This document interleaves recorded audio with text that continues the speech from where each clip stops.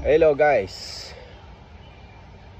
magandang hapon, magandang umaga, magandang tanghali sa inyo lahat. Nagbabalik tayo sa ating vlog. So today's vlogs, guys, may naka-receive ako ng email sa aking Google.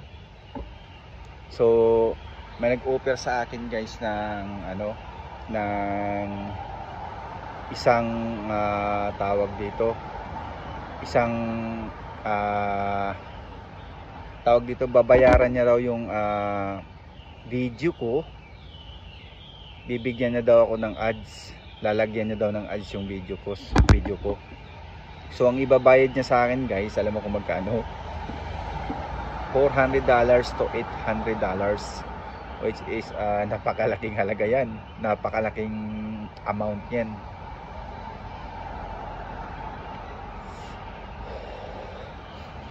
So ito yung email guys, ito yung email niya,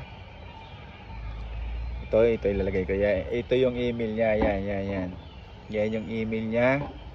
So ang nakalagay dyan, yan nga, yan ba, basahin nyo na lang, kayo na lang ang magdesisyon yan kung totoo ba yan o hindi.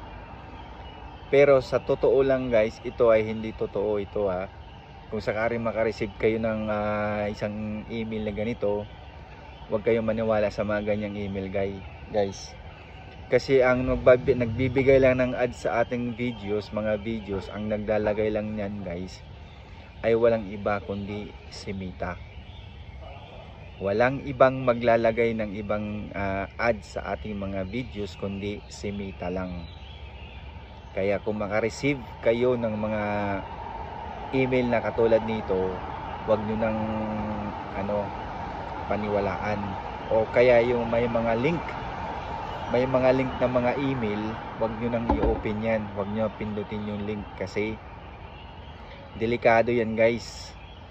Baka ma-hack nila yung account mo, lalo na yung account mo na may account mo sa Facebook o page na may mga ads na at ready for payout na. Delikado, wag na wag kayong mag-o-open ng ganun.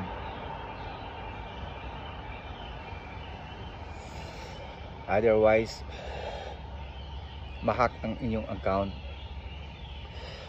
at makukuha nila ang mga info nyo. So napakadelikadong yan. So wag na wag nyong tatanggapin yung email na yan, or wag na wag kayong magbubuklat ng mga link. So far ito naman, itong naman na ito, itong email na ito, wala siyang nakalagay na link. So kailangan lang conversation sa email. So hindi natin sigurado to guys. So yun lang guys, sana mapanood nyo to, kaya share nyo yung video na to sakaling may makareceive sila ng ganitong email, aware na sila. So salamat guys sa inyong panonood. Nakita-kita ulit tayo sa next vlog. Thank you for watching and follow for more. Kung may idea kayo sa mga ganitong video guys, please comment right down para malaman ko rin kung totoo ba ito ay hindi. Tsaka siyempre hindi natin alam kung ito ba ay totoo o malay natin totoo. So malaking opportunity yan pag ganyan, di ba? Sobrang napakalaking opportunity niyan sa ating mga vlogger na operan tayo ng ganyang kalaki. So sa may alam guys, sa mga naka-experience na ng ganito, please write down comment below para alam natin. Hindi lang naman tayo siguro ako lang ang nasindan nito, siguro mayroon na rin nasindan na rin kayo ng mga ganitong email. So lang, share lang para tawag dito,